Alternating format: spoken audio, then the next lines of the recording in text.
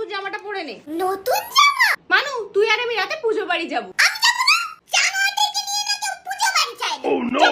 তুই বাবার সাথে গিয়ে হাল খাতাগুলো সেরে আসবি। অনেক মিষ্টি আনবি দাদা। হ্যাঁ আনবো, কিন্তু তোর